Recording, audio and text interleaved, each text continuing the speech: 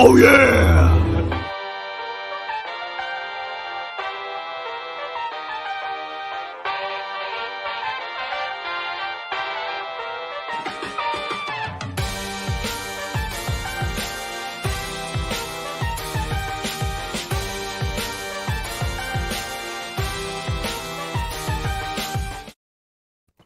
Welcome everyone to this edition of Fish Stripes Live. We have a packed house here tonight. It is one of our largest streams in a long time, probably since that draft stream, and it's all here to preview this biggest series so far in Major League Baseball. Two powerhouses colliding, the Oakland A's, the Miami Marlins combining for one epic series, which we will preview here tonight. But before we get into that epic matchup, let's go down the panelists. First, we have Adam Magbani, Kevin Barral, Noah Berger, Isaac Azut. Behind the scenes, as always, Eli Sussman, Grant Kiefer, Hector Rodriguez joining us since that draft stream, and our special guest. You may have seen him in our Fish Stripes spaces. We are happy to have him on, Mike Cabrera. Mike, it is great to have you tonight. Thank you guys for having me. This is pretty fun, man. I always try to catch up with you guys as much as I can. Awesome. Well, let's first talk about this previous series. Now we're going up against one of, not the best teams, and we're coming off playing one of the best teams in baseball, the LA Dodgers. The Marlins did get swept 3-0 in the series. Not a lot great happened. As you can see in this picture, Sandy had probably one of his worst starts in his career. Let's start off with our guest, Mike. Mike, what did you see from this series overall between the Marlins and the Dodgers? I see a lot of things that can be fixed that this front office has not actually addressed. They never addressed the bullpen. They never addressed. I mean, Sandy's going to have a bad start here and there. He can't be 100% perfect every single time. Unfortunately, my biggest thing is Mattingly. I've never liked Mattingly since the start. Unfortunately, that's my personal opinion. If he wouldn't have actually coached in the Dodgers system for X amount of years, his record would be horrendous. That's just my opinion.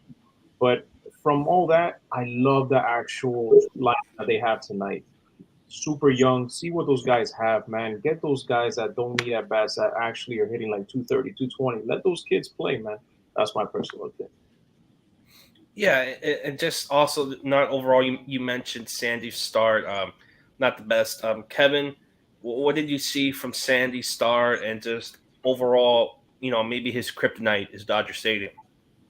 Yeah, he seemed just a little bit outmatched. Just hitters getting right to him. He did have 5 strikeouts, which is good to see. Good to hear about that. But the Dodgers just got to him quickly, man. He just seemed outmatched from the start. This was a very important start for Sandy.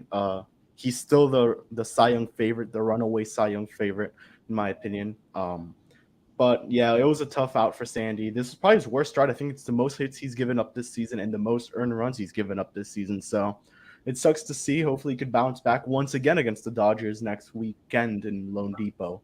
And let's see if he could get it going there. Yeah, and just overall, it was not pretty. 10-3, 7-0, and then 2-1.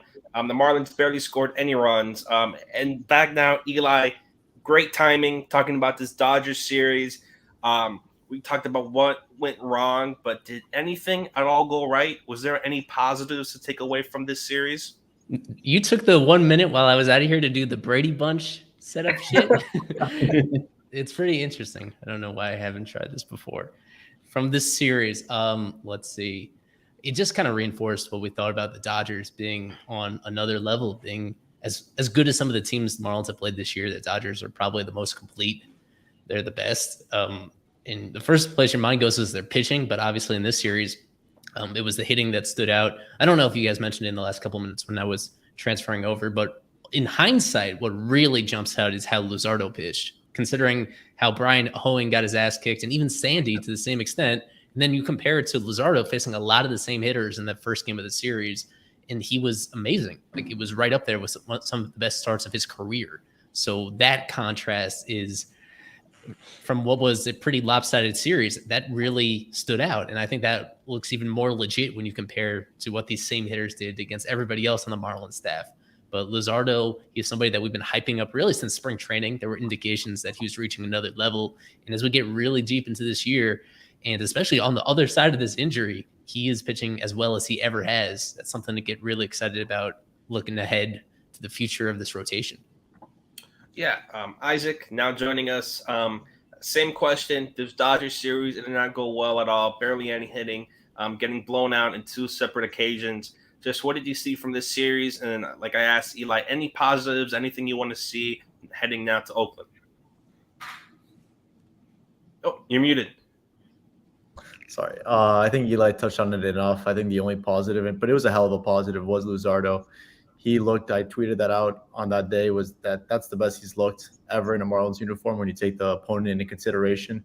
He was facing, a very, very good Dodger lineup. So the fact that he was able to go very deep into the game, striking guys out, he probably could have finished that inning where, the bullpen sort of let him down and gave up that earned run. But he looked phenomenal. I think that's the only positive that you have to take from it. Other than, Sandy's, I guess his stuff still looked fine, even though he got hit around a little bit. But there's just really nothing to take in. Blade had a nice opposite field home run, off a decent pitcher, but there really wasn't much besides that. Yeah, and I want to ask all you guys, hand up if you guys had Ryan Papoy at outdoing Sandy in that star. How many of you predicted that? Pepio. I had never heard of that human. I like to think that I know most, major leaguers or, even prospects. I had never heard of that human being in my life. Yeah. And you will never hear of him. He got again, optioned. Who was the guy who got optioned? Oh, it was the Atlanta Braves pitcher Elder. He got optioned after shutting down the Marlins, and now this pitcher on the Dodgers, he gets optioned after shutting out the Marlins. So I guess major leaguers know that it's not an impressive feat to shut down this offense. Yeah, speaking of offense, I want to go to Hector. A lot of young players are in this Marlins lineup tonight. A majority of them are rookies and really young guys. We'll get that later in the stream.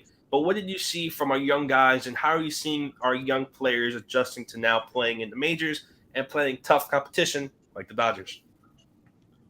Well, I'm excited to see Gerard Encarnacion, come back up, because I think that kid has a lot to prove. I think he only started the first game, but had a really nice at-bat against the lefty, drove in the Marlins' only run in the series opener.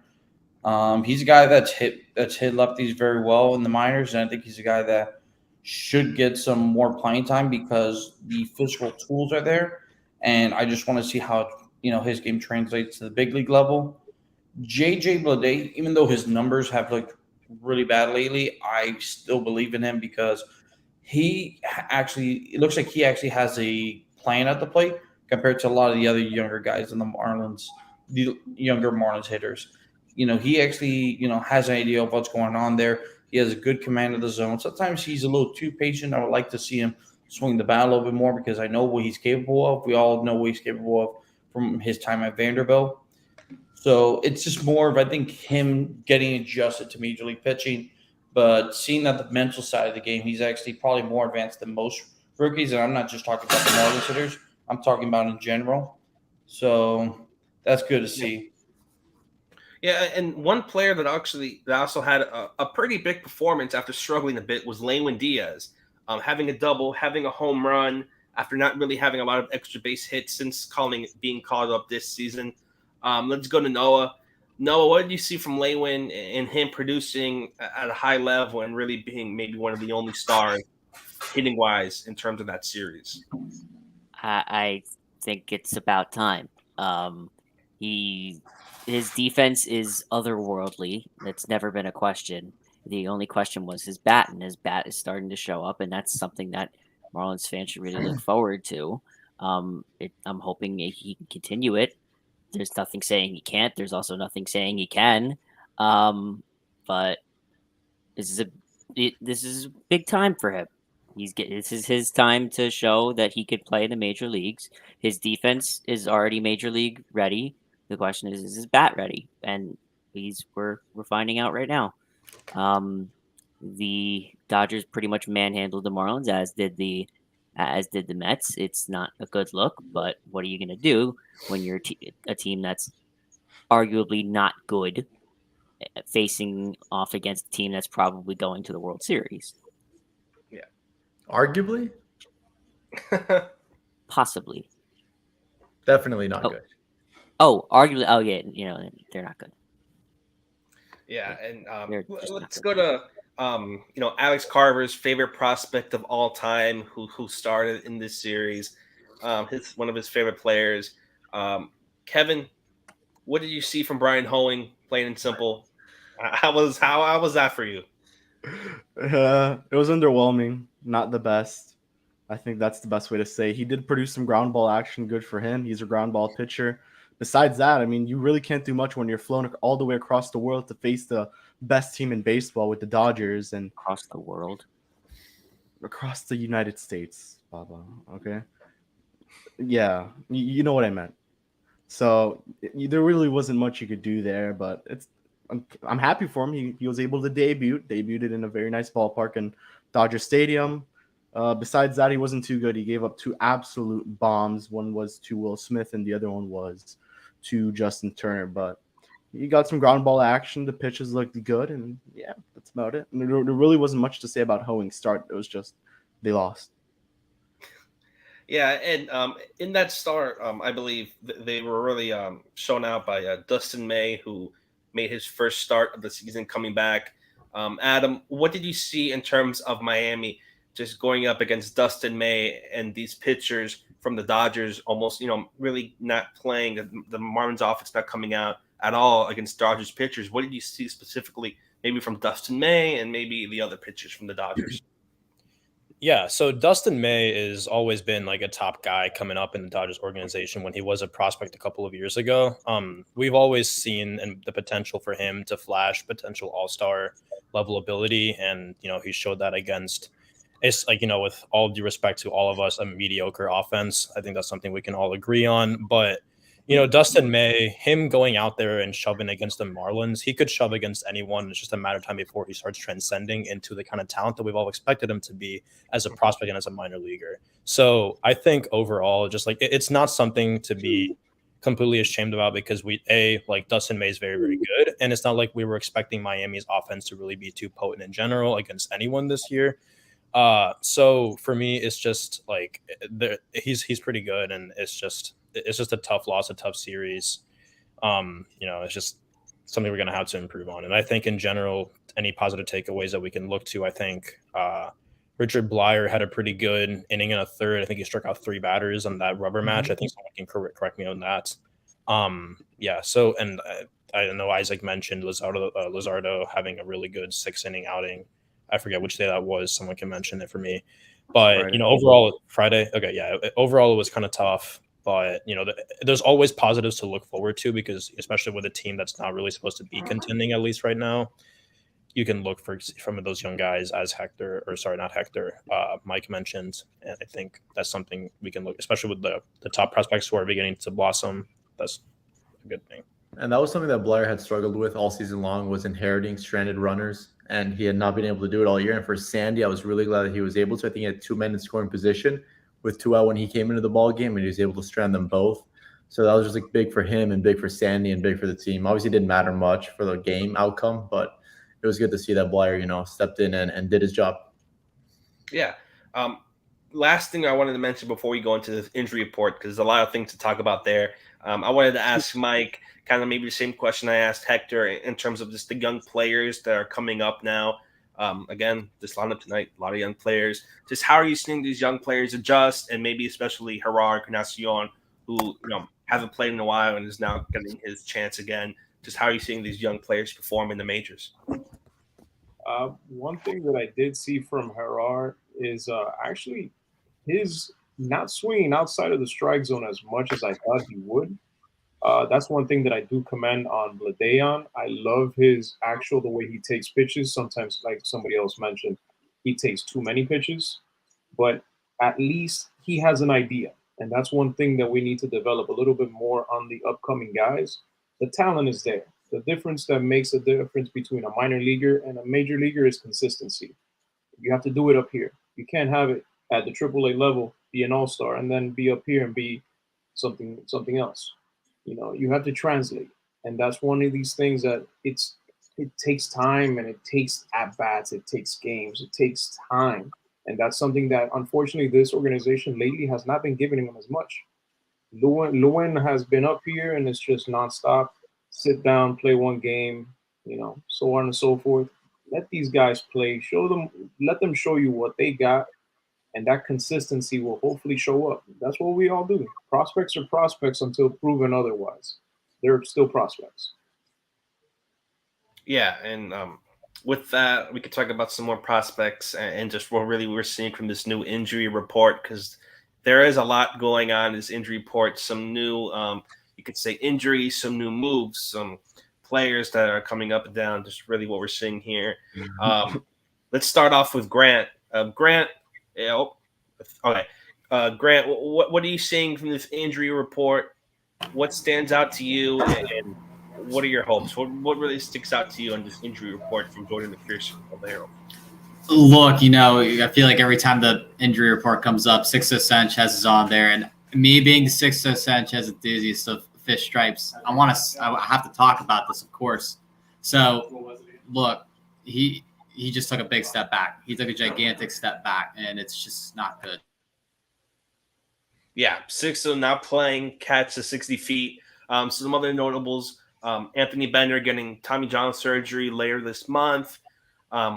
Jas Chisholm, it looks like he might be starting baseball activities. Hopefully, that really kind of looks like it might be a little bit up in the air. And then also Trevor Rogers' next rehab outing this Thursday. We'll go back a little bit on Trevor Rogers a little later. Kevin, again, same question I asked Grant. What do you see here? I'm guessing what really catches your eye is Sixto, or is it something else? No, it's Sixto. I mean, I don't really know when this guy's gonna throw a major league pitch anymore. Maybe not even major league, a minor league pitch in a rehab game or whatever.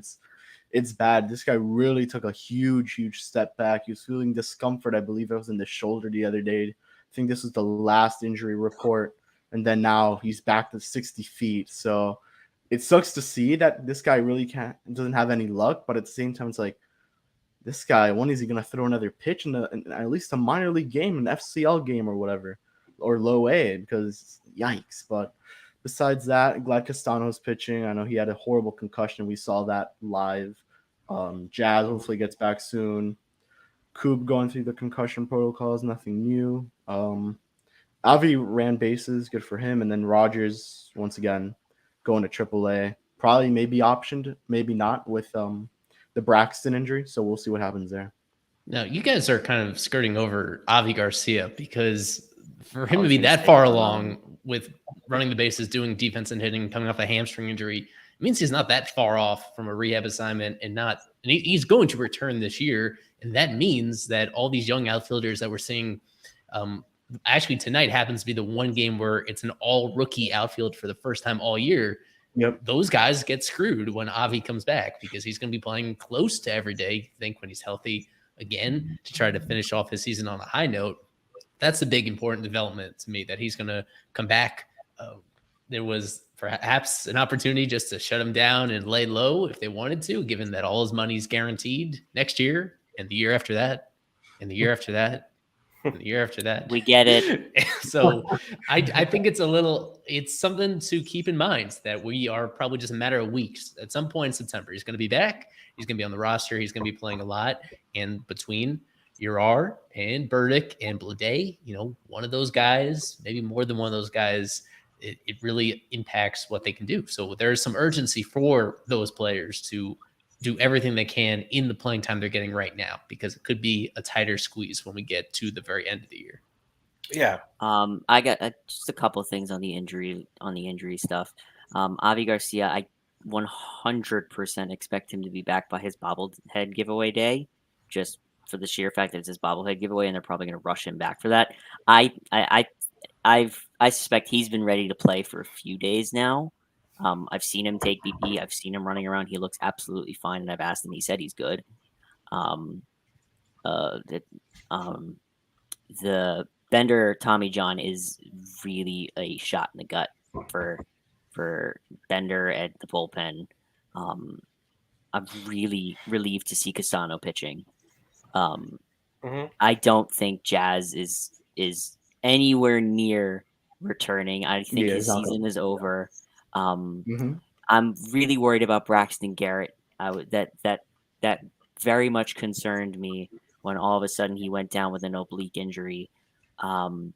And I'm willing to go on record and say that Sixto Sanchez will never throw a pitch in the major leagues again in his career. I'm beginning to believe you, but at the same time, you're absolutely. No, I want nothing more than for every single person on this team to succeed. What I've seen from Sixto is nothing in the last 2 years. And every single time he gets anywhere near major league speed or game speed pitching, it's another setback. I think he's done.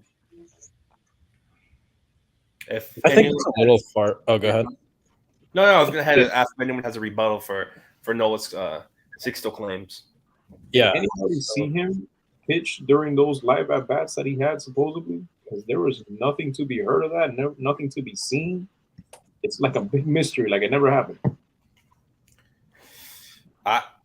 Eli, has there been any video evidence? It feels like this is Sasquatch, and we're trying to find out if he's real or not. Is there any actual evidence of Sixto throwing to actual humans? Not that I'm aware of. The last time I saw a video of him was during his early bullpen sessions, but we were talking about months ago when he was just throwing pens. In terms of facing live hitters, he's apparently been doing that for a while now. If it was going well, if it's going decently, it would be somebody there. And I know that Christina Di Nicola, I think she saw one of his bullpen sessions or side sessions. That was back in early July. This is supposed to be an important step, allegedly, that he's facing these live hitters, and he's already done so. And I think it just speaks to their lack of confidence in him that they really have not made that open to anybody, and they haven't been excited to share what that looks like. So I kind of lean towards being with Noah that this is just a very unfortunate recovery, like difficulty recovering from what was a pretty serious shoulder injury. Shoulders are dicey. Shoulders are trickier than elbows, for example. As stressful as it is that so many Marlins pitchers have gone down with elbows this year, Bender and Max Meyer, and you can even go to Sean Gunther and Paul Campbell, who's the one I'm missing, Cody Poteet. At least with that, the recovery is a little bit more predictable. It's something that you have more control over as a player. But with Sixto, it really is tragic. It's tragic considering how important he was just a year and a half ago, on the eve of the 2021 season, how important they thought this guy would be to their organization. And right now that you just can't count on anything from him. Yeah. How far does Holloway fall on there? I know his is shoulder as well. I think his was elbow, but it was arthroscopic. It was a cleanup. So it wasn't a ligament issue. He'll be ready for next year, but it's significant recovery time, to get him ready for next year.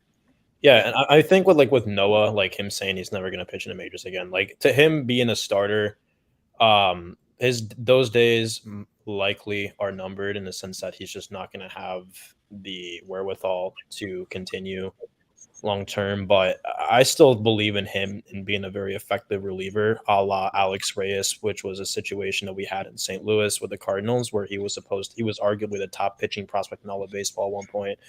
Sixto, I believe, was that a long time ago, in a time where, with the Real Muto trade, and there just wasn't a lot of pitching depth in the minor leagues at the time. That might have been the situation. If not, he was a top pitching prospect, if not the number one. But I still think he can be an effective relief piece. And with the way that we're seeing relievers gain a lot more importance and have a lot more leverage in game outcomes and a lot of say, his role will not be diminished. And I think he'll still have an opportunity to be an electric pitcher in the major league level. He could be easily a 2-win reliever because he's extremely dominant with his stuff. And I think he can be a good pitcher. Like he won't be your starting pitcher anymore, but with the kind of depth that we've amassed in the Marlins farm system from the starting rotation perspective, I'm not too worried. Even though there's been some injuries, I'm also not worried in their ability to produce future starting pitching capable pitchers. Like, for every Max Meyer that'll be on the shelf, a Jake Eater is going to come off next year. So, and I am very, very personally excited about Jake Eater. I think he's potentially going to be one of the top 3 or 4 pitchers that we've developed out of the past 5 years.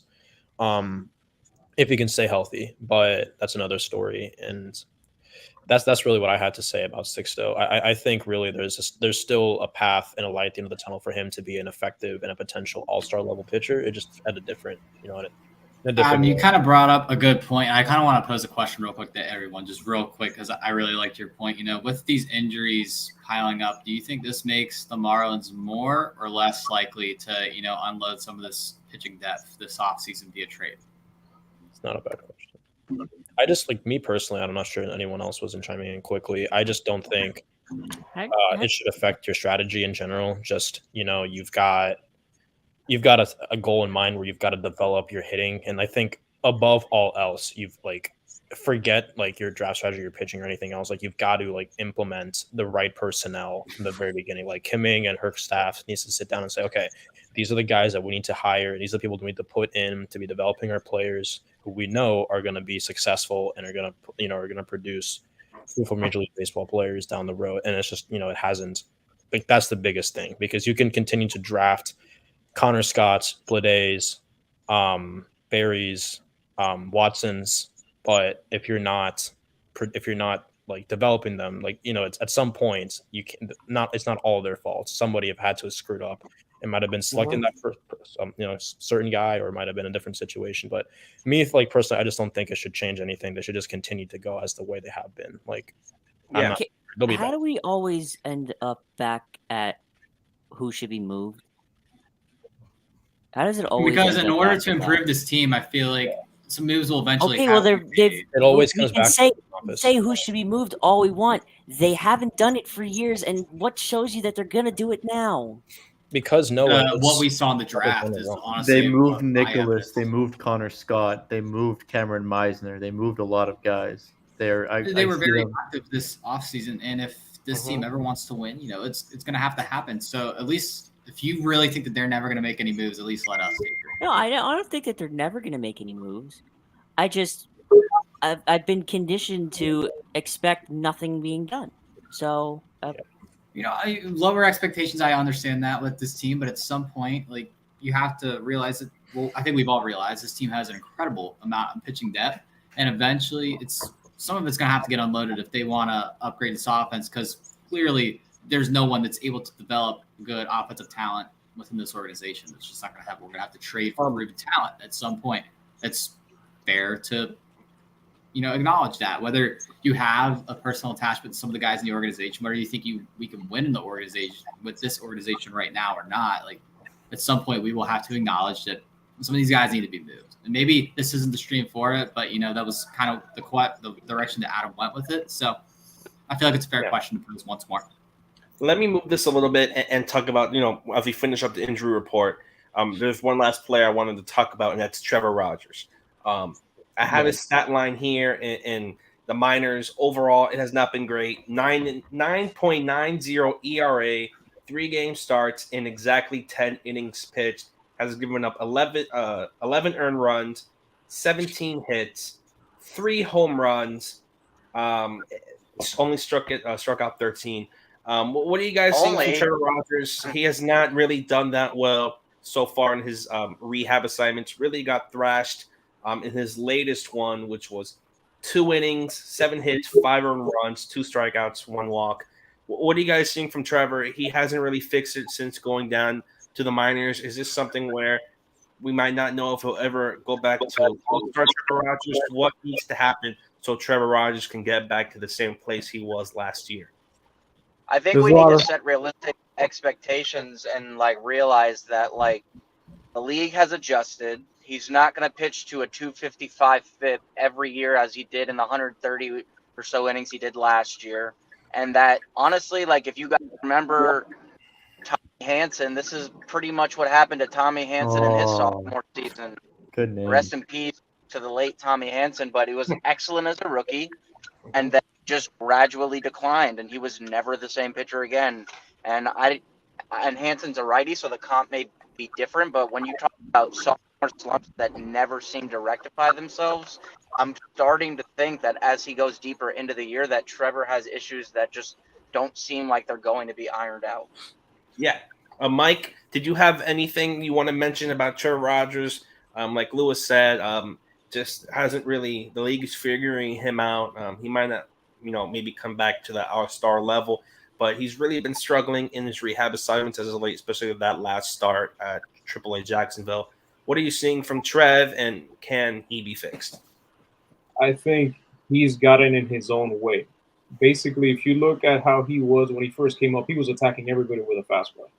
I mean, up in the zone, in the strike zone. This year, it's the total reverse. He's falling in love with the new slider that he's gotten and he's trying to been working on. Great. You lived off your fastball and changeup, which is the best combination to get a hitter because it looks exactly like a fastball and it just dies out. Yep. He's not attacking guys with a fastball. I hope that's what he's doing in the minor leagues and that's what he's getting around to trying to be more aggressive with the fastball. But he's not living up in the zone like he was at 96, 97, 98. He's trying to play out of his strengths. And that's something that he should really get back to. Can he do it? Absolutely. His mechanics is pretty repeatable. I mean, basically, it's just the way that you attack hitters. Yes, they're going to get the best out of you on some occasions, but you got to go with your best pitch. You throw a 96, 97. A well-placed fastball is the best pitch in baseball. Plain and simple. You dot that outside corner, you're not going to get hit very hard. You're going to guys got lunging, and then you just mix one up inside. You're going to be cracking bats all day. Yeah. Yes. Eli, is there anything you wanted to mention? I want to get your opinion on the whole Trevor Rogers, his rehab assignments in the minors, and maybe what fans should expect from Trevor as he makes his eventual return to the roster. I'm not certain that he will be returning to the roster this year. It feels like he kind of has to just because they're running out of alternatives, and it's not a high priority to run hoeing out there every fifth day down the stretch as well. And given everybody else that's injured, maybe he does make it back, but it needs to be contingent, kind of what Mike alluded to. It needs to be him like making an adjustment to and kind of going back to the roots that he had last year in terms of how to attack hitters. He was even this. They're calling it an injury situation, but it's not really an injury rehab. We know that. We know this was more like a mental reset for him. That if they didn't come up with an injury to send him down with, they would have had to just directly option him to the minors. And so they're giving him, I guess, one more start. They could really give him one more after that on rehab before officially sending him down. If something clicks over these next couple outings, then maybe it does make sense to call him back up. It's just he was, at the time of this injury, when he went out, he just was as far away as he ever had been from like actually being the old version of himself. And it was just a combination of not putting the ball where he wanted to, not missing as many bats as he's capable of. And he needed to go kind of back to the drawing board a little and figure out why. It's not really a crisis long term. It's kind of countless the number of guys that at the same stage of their careers, especially for pitchers, they just lose. They just are out of sync, and for a variety of reasons, they have that big drop off. And then they can come back better than ever, or almost as good as they were when they originally hopped on the scene. So I think his future is still really bright. In terms of what he does from here to the end of the year, I couldn't really care less about that. It's more about just getting him right for heading into next year. Because I think next year, as like lost as the season has been, I'm betting on him being in the opening day rotation next year. I think sometime between now and the start of 2023 that he's going to find the formula that works for him again. I got a quick thing. Now, Eli, I have to ask you real quick if I can. Have you given any thought as to what you think may happen if theoretically he does come back up and these struggles just continue to persist? Have you given any thought as to like what his future may be beyond that if he just really can't iron out the chinks that he clearly has in his armor? Like, has anybody else here too, and feel free to interject, have they given any credence to the idea of him like maybe just being a multi-inning reliever and like beyond like the slider being generally ineffective and the command kind of abandoning him the way it was there, last year? Like, one thing that I noted too, and one thing that I've seen is that he isn't like a lot of other pitchers who can maintain their velocity deep into starts. Yeah. He may start 95, 96, but I'm sure all of us have seen it. It's not that uncommon for us to see 92, 93 in the fourth, fifth, and if he's lucky, the sixth inning, which he's only done like twice this year. Like, has anybody pondered the idea that maybe like him being a starter just won't be the long-term spot for him as far as where he is in the majors? I have, but I don't know if the Marlins have. That's where I'm at personally. I think Trevor's just like dealing with the yips. This is something Mackenzie Gore dealt with a couple of years or like last Don't year. say the word. Back. I mean, right. No, it's yeah. So I mean, he's got the yips, and it's something that every baseball player deals with at some point in his career. And it could be Rick Ankiel bad, but it could also just be Gavin Lux bad, and obviously different kinds of players. But both of them, everybody gets Chuck it. Knobloch. Yeah, I mean he's a hitter, but like that's like my point is that like Rick Ankiel ruined his career because of a yips, and he was a top pitching prospect. Gavin Lux had the yips last year, just in terms of a hitter and player in general, but he's returned and he's been like a fantastic prospect, and he's turned into a really good Major League Baseball player. So the outcome with this is very like variant, but I think he'll be like okay, and I think he's still got a rotation. He's still got a spot in a rotation when he comes back next year. Like this kind of stuff happens all the time, and guys can bounce back. And he's still very young; he's got time to figure it out. I'm not too worried about this. Off the Eli comment on actually how to fix him, how much is this just on Trevor, and how much would you put on actual Stallings calling the pitches behind the plate? Because he loves to just call pitches, off-speed pitches on fastball counts the whole time. And that's something that when somebody's missing their fastball, you're trying to throw them off speed, that might not be working for him. So, I mean, compared to last year when Stallings wasn't here, compared to this year, it's an entirely different Rodgers that you're dealing with. Yeah, that is. I mean, that's been a storyline all year about who Stallings catches and how often he catches them, and the matchups that they've used there. Just because it is that big difference from last year, and I guess with each particular guy, you could find different ways to look at it. And I do remember, if I looked at it earlier in the year, how he was pitching pretty well when he's throwing to Peyton Henry in those few outings. And then really it was a totally different story with Stallings. So there might be something to that. I mean, Has on he the thrown other to Nick Fortes? I'll have to double check. One time in his career, I One time? believe. Yeah. Wasn't it a game in Washington last year? Yeah, he did it once last year and once this year, if I'm not mistaken. And Hey, I remember they did it once this year. And he struggled this year. He only one earned run in like 5 1/3 in Washington last year. So I mean, the sample size is small, and a lot of people have made that like kind of like inquiry, like why is Fortes not catching him? Whenever we put the lineups out, that's a common comment I get with Trevor starts is like, why is Stallings catching him? And like, I don't know. I mean, like, he seems to be doing okay with Sandy, but for most other people, like, just not working. I think honestly, for the future of the club and for the future of the team, I want to see at least once Nick catching Sandy and Pablo. I agree. At least once. They got to do it at least once before the end of the season, right? They can't just have it be Stallings the entire time. But if they're really trying to let Sandy win the Cy Young, I don't know if they're going to mess with what's been working for him in doing that. But like say Wheeler he just gave up 6 earned runs against the Dodgers, and it's not affected his Cy Young thing. I don't think one start with Nick Fortes behind it is just going to do much difference. No change. I mean, like if you remember in 2014, Felix Hernandez had the AL Cy Young locked up. He had a horrible outing against the Blue Jays, and that ruined his shot at winning that award.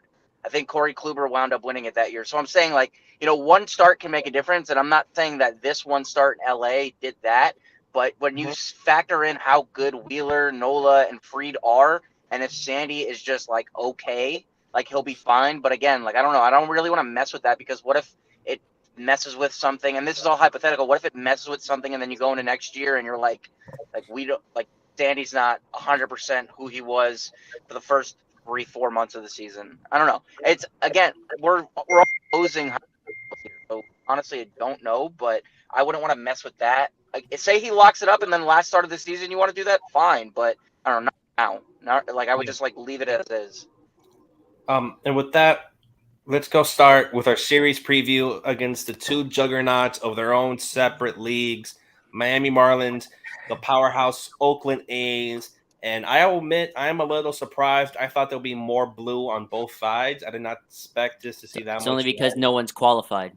But we talk about the A's and maybe them rebuilding and just being one of the worst teams in baseball. But I will admit they do have one of the better catchers. And I think if you are gonna look for one player from the A's, I think it has to be Sean Murphy. He leads the team in average, which may not be saying much because it's 253. Leads in OPS, second in home runs, leads hits, doubles, easily their best player. Is there anyone else you want anyone that might stand out? Maybe Tony Kemp, they're starting their top prospect, Shane Langoliers, another catcher in DH. Is there anyone that you guys will want to highlight from the A's? The absolute best name in baseball. It's covered up by the banner right now, but the absolute best name in baseball is Sky Bolt. Yeah. He He's was on the field like the other day, He's didn't he? all-time. He's he's an in. all-time member of the all-time name team. Straight up just pulled trigger on the field. I think you Murphy also could be a have to realistic mention. trade option, though. Yeah, go ahead, Lewis. Murphy, I'll be quick. Murphy could be a realistic trade option because they drafted Langoliers in 20, and he was going to move quick through their system, and they just called him up, I believe, the other day. Murphy's great. Yeah, he's an on-base machine. He's got decent pop, and I believe he's won a Gold Glove, or he is one of those catchers that I think will. But yeah, I'd love for us to trade him. I mean, hell, just throw Stallings in that trade as a veteran. I don't think that's going to do much to entice Oakland, but Murphy would definitely be an answer over Jacob Stallings right now. Yeah, let me clarify what Lewis was saying there. So Langoliers Stallings was the crown jewel of catchers when we got him. And yes, well, Langoliers was from the Braves, and he was acquired in the Matt Olson trade. So that's one. He's going to prove to be the biggest piece that they got in that deal for sure, based on the way he was performing and how he kind of forced his way to the big leagues even before they could trade Murphy. And Murphy did indeed win the Gold Glove last year, and he's going to be in contention for it again this year. What's been the difference lately is his bat has caught fire, because for a while his bat was kind of middling. It was all right, but over the last few weeks he's been one of the best. Him and Stallings are probably like the two hottest hitting catchers in baseball since the All-Star break, believe it or not. Adley Rutschman. Yeah, and Sean Murphy just graduated from prospect status last year. He ain't going anywhere. He just started.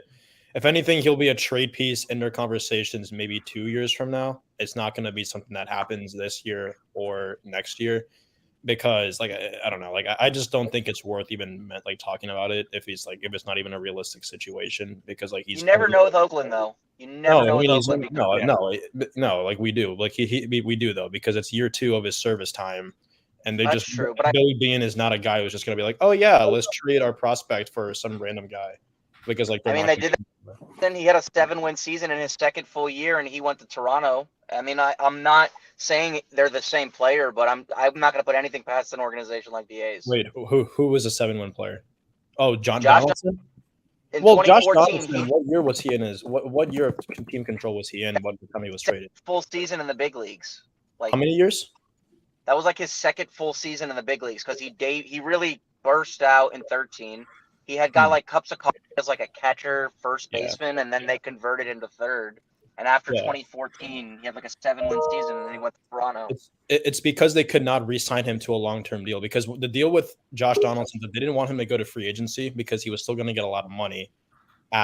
They wanted to try to re-sign him after his MVP caliber year, and they couldn't, because he's I want a lot. I mean, we all know how Josh Donaldson is. I remember this, but and then he got $80 million from, I forget, it was the Minnesota. He got 4 and 96 from Minnesota. Yeah, he got 4 and Toronto. That's not a contract. Yeah, and he would have gotten a lot more had he signed a deal with Oakland, but Oakland doesn't have $100 million just to hand out to guys.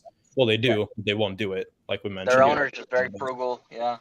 Let me now we have him back. Let me ask Hector what you see here. A lot of prospects. We mentioned Shane Langoliers, their top prospect on the A's. Anything you're looking at, maybe prospect wise, from the A's, from the Marlins? What really catches your eye as we put back these lineups from these two teams? Well, for the A's, I'm interested in seeing Seth Brown. He is their home run. He's their leader in home runs. You look at the hard hit percentage, 40.4. It's pretty good. He's a guy that he doesn't hit a lot. He hits. I think he's batting 227 on the year. But when he hits, he makes a lot of contact, and he also, is an extra base hit kind of guy. Along with the 17 home runs, he also has 21 doubles. I think his slugging's a little bit over 400, and you look at the expected 430. slugging. What?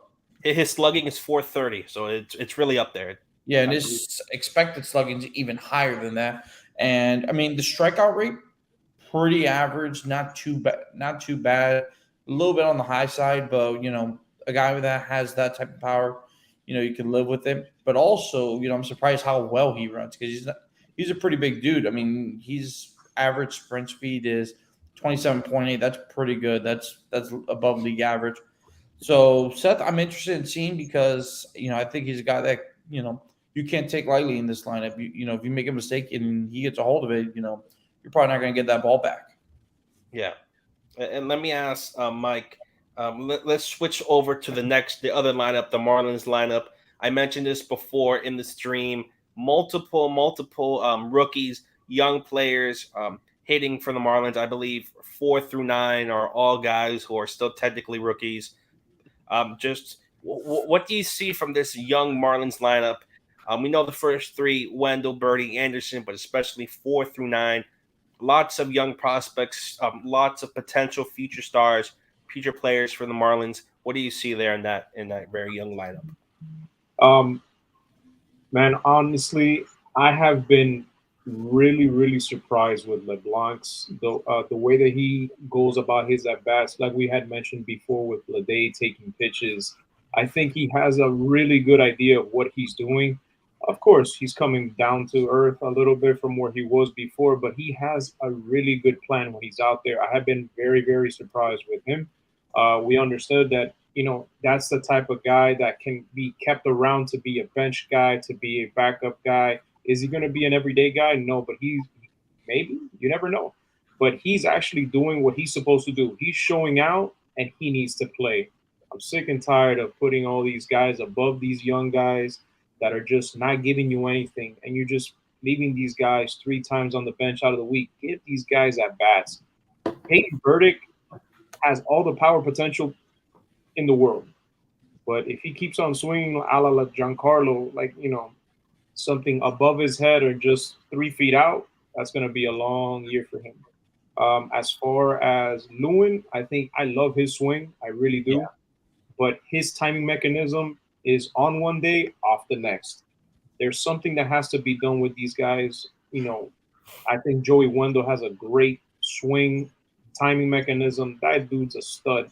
That's the best pickup they've had in the last couple of years. From my understanding, he can play any position. Dude just rakes, man. He just hits. He puts the ball in play no matter what, righty, lefty. That's something. But LeBlanc has been the guy that I think has such a good understanding along with Blade, but Blade takes more pitches than LeBlanc. Yeah. So that's something that they can really look forward going forward, man. And Gerard has incredible power. That's stupid. Yeah, let me switch over to Kevin. Kevin, you've been wanting to jump in for a while now. Again, let's switch over from the lineup to the pitching matchup. Edward Cabrera, who's coming off some really great starts, having a 1.78 ERA, going up against Adam Aller. Aller, 54 pitches, an ERA of 6.63. So really on the different ends of different spectrums for these pitchers. What are you expecting from Edward? And if you have any scouting report on Adam Aller, we will be much appreciated. Yeah, with Edward, I think you just got to expect him to dominate a team like Oakland. Not the best team out there. I mean, probably the worst team in baseball, unless I'm just missing a team that's worse than Oakland at the moment. But, nah, man, just go out there, dominate the Athletics, do what you have to do, and build off what you did in your last start. So, what else can we talk about? Adam Aller. Never heard of this guy. No offense to him. He may shut out the Marlins tonight, to be honest with you. Now that we've never heard of him, just like Eric Fetty, but 6.63 ERA, 54 innings pitch, 1.69 WHIP. His StatCast, his MLB percentiles are all blue. Not a single one is even in the red. He throws the 4-seamer mainly, followed by his cutter, sinker, changeup, curveball, slider. Just another, I guess, fill-in pitcher for the Athletics at the moment. So not much to say there. Just whatever pitcher. And will he dominate the Marlins? Maybe. But if we really see if Miami does play to expectations, they should be able to dominate this guy. If he was a terrible lefty, then you'd be worried. But he's a Yeah, righty. you're right. That makes me even more nervous because it's just setting up for the worst crushing defeat. I think Brian Anderson is going to have a big game. Oh, Isaac's alive. Yeah, I think Brian Anderson has those weird We're reverse almost split. at predictions. Hang on. No, I'm not going to give my predictions. However, I will say that I think Brian Anderson is due for a big game. I like the way he swung the bat in LA. I know he had a rough series back at home before that. Might have been just before the series before that one. But I'm excited to see BA today. I think he's going to hit a home run off this guy. I'm not going to say he's my MVP. He's not my MVP for the series, but I expect big things from BA. He's in the number 3 spot. I can't tell you the last time he was in that spot in the lineup, and maybe I can get it for you guys soon. But yeah, I think I like this. I like this lineup a lot. It's one of my favorite lineups all year. The only other player I want to mention is that third game, Cole Irvin. This is the ace of this team, I guess, quote unquote. Him and Paul Blackburn would be the two main guys. Paul Blackburn, you're right. Yeah. AIL, but as currently guys who are active and can play, Cole Irvin. So that should be a nice matchup between him and Luzardo. Yeah. So, and one last thing to mention, this is a really pitcher-friendly ballpark. So let's see if we'll even see a home run or two in this ballpark because it is not good at all. Just the current state of that ballpark and just the way the ball flies there, it's not good. This is the 93rd game in Brian Anderson's career in which he hits third, right? Which is very surprising. I don't remember him hitting third that often. Maybe in that 2019 season.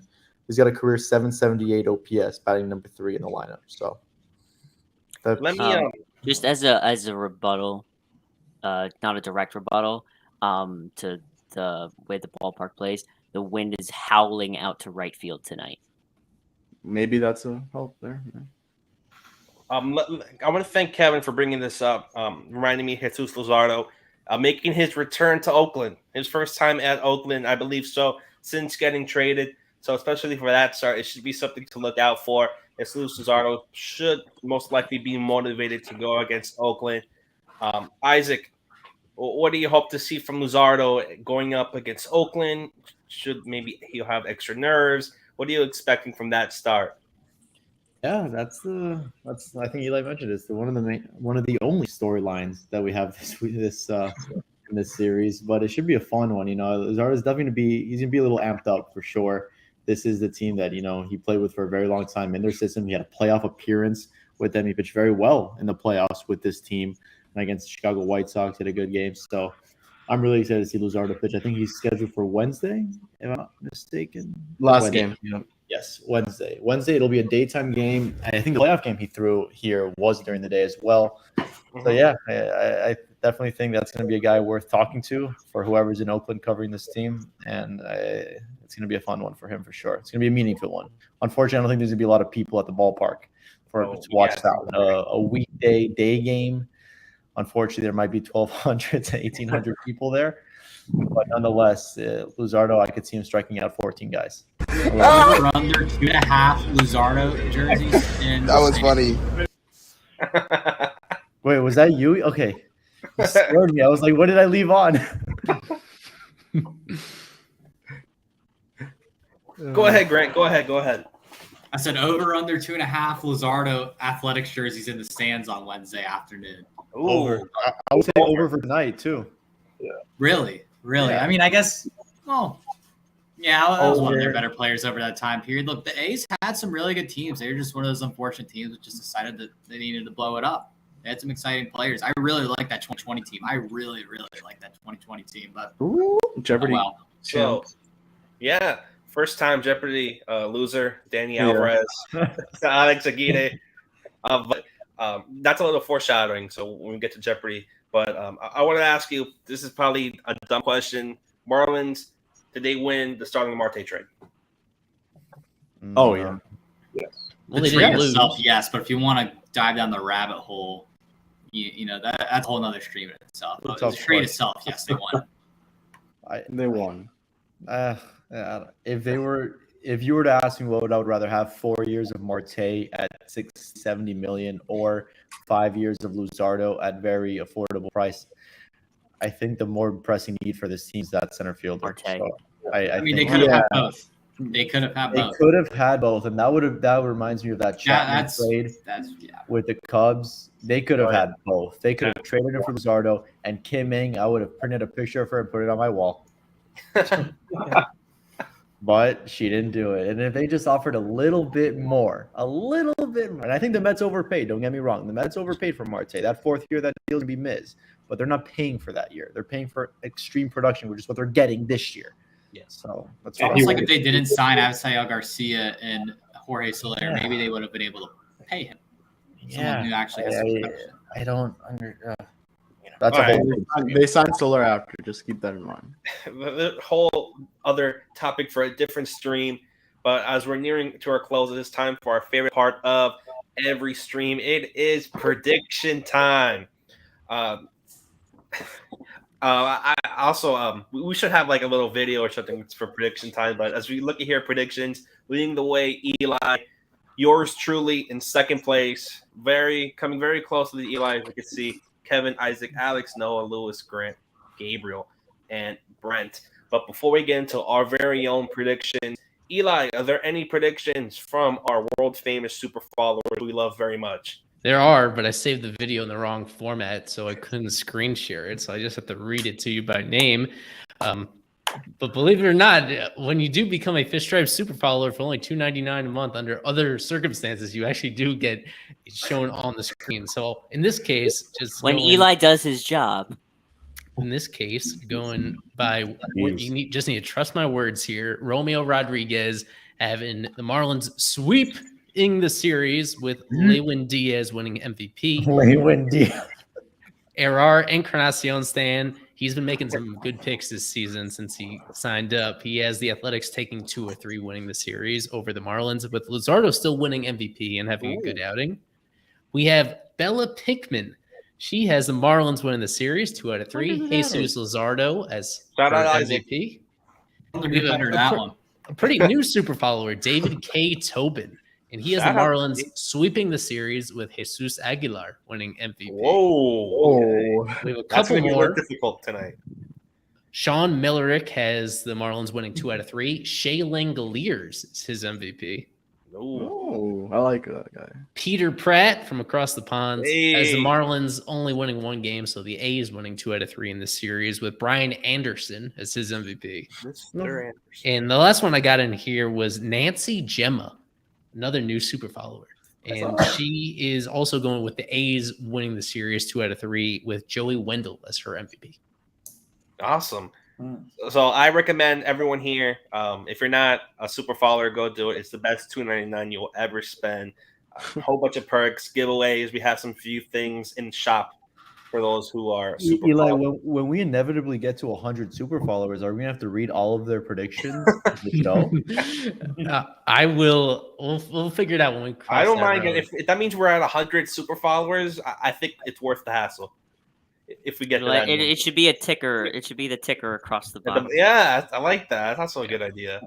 But let's start with Kevin. Kevin, you're itching to give your prediction. I could see it. Give it to us. This highly anticipated matchup, exclusively just to Marlins and Oakland A's fans. Dude, I've been super excited for this series. This is like the World Series for me, guys. Marlins sweep and Edward Cabrera is going to be my MVP. Oh, okay. Grant with the Super Bowl Cincinnati Bengals shirt, love it. Well, what is your prediction for this series, sir? I've been very negative about the Marlins recently, but I'm going to go 2 out of 3 for this one. And my series MVP is going to be Joey Wendell because it's a very wide open ballpark, and I think he's going to be able to get balls in the gap very, very well, and it'll be a successful series from him. You can never go wrong with Joey Wendell's series MVP prediction. Hector, finally back with us. What is your prediction and MVP? I'm going to go 2 out of 3 for the Marlins. And for the MVP, I'm going to go a little outside the box. I'm going to go Charles LeBlanc. Okay. All right. So we're going to go to Mike next. Your series prediction and MVP. I think it's going to be 2 out of 3 for the Marlins. And I think Eddie shoves tonight, dude. I think he's going to be lights out tonight. But there's going to be something with Luzardo the last game. I don't know if it's going to get to him. I think that might be the only game that they lose. Ooh, all right. Noah. I'm going to take the Marlins sweeping, and I'm going to take Nick Fortes as my series MVP. He should get a few starts this series, you'd think. I would not be surprised if he starts all 3 games, whether as catcher or DH. I think he starts all 3 games. I hope they Anderson keep is playing DH tonight, so that's cool. They're going to rotate the DH. But let's go to Eli, the top leader in the clubhouse in series predictions. What is your prediction? Daniel there, or is he just there? I have the Marlins sweeping the series, winning all 3. I think there was one more series in here where, without even Sandy in the picture, that they're going to come out of nowhere and get it done. And this is the opponent to do it against. If they're going to do it, my series MVP is going to be Aggie. You know how I feel about Aggie, but he's going to step up over these next few games. I have a feeling. All right, Isaac. I think Miami loses tomorrow with Pablo on the mound. I think they win 2 out of 3. I hate to go. Bella told me to say Jesus Luzardo, but I'm going to go with Edward Cabrera. I think he shoves tonight as well. All right. I don't know why. I was originally going to go with Luzardo, but I don't know. I'm going to go with Edward Cabrera. Before I give my prediction, we have Lewis's prediction, who was with us before. I have Marlins take 2 out of 3, and MVP is JJ Bleday. And we also have from Adam. He had the Marlins winning 2 out of 3 with Sean Murphy as his MVP. Ooh, Sean Murphy. All right. For me, it's a little difficult. I want to go with the Marlins, but they are just not giving me any hope at all. Oakland has had a really good series against the Seattle Mariners. I think they won that series. So if they can prove me wrong, I'm going to try to go ahead and go above Eli. I'm going to go 2 out of 3 Oakland A's with Shea Langoliers being the MVP, their top prospect. He is hitting lights out as of late in very small sample size, but I'm going to go with Shea Langoliers as my MVP. I just noticed Isaac's wearing a white shirt. I was about to say that too. Yeah, it's a first. That's a first. He was wearing a black shirt earlier. Yeah, he was. I don't know what you're talking about. Never happened. Who are you and what have you done with Isaac Zoo? Is that a white hat as well? Or at least What part of is it? Man, is it opposite? The hat that we keep begging him not to wear on stream. It's a very trendy hat, guys. Okay. It's not. I've It never is. seen anyone wear that hat. Have that you guys is- noticed that Isaac's gone with the forward hat the past week or 2 instead of the backwards hat? Yeah, Viewers and you guys alike. Not that I think our audience gives a crap, but with a fresh haircut, I try to like forward for a little bit, and like in 2 days, it'll go back to backwards. They care, Isaac. Come on. Before we go, is there any other topics baseball wise? It could be the Marlins, anywhere else in baseball that anyone really wants to mention or just talk about really quick before we go? Yeah, I had my Holy technical shit. issues, so Nice. I wasn't able to actually mention this during the show that I'm recording with Jeff Conine tomorrow for our podcast. Nice. A long conversation with him about obviously Good his go. career, but also a lot of modern topics, today's topics with his son, with the current state of the Marlins organization, with baseball in general. So I should have mentioned this when I had in the middle of the show to give time for people to put in their questions or any topics they want us to cover, but I'll be sure to mention it again on our site and on social media as well. Anything that you guys want us to cover with Jeff, Mr. Marlin, Conine, let us know because that's coming up later this Is that solely for anyone, or is that specifically for super followers to able to ask It's Jeff for Conine a everyone. question? Okay. week. Anybody could ask Jeff Conine a question because we're kind of cramming to get everything we want in there at the last minute. Yeah. So I want to give everybody an opportunity on that one. All right. So I'm guessing that does it here today. I feel like I'm the only one to have the Marlins losing this series. Hopefully I'm wrong.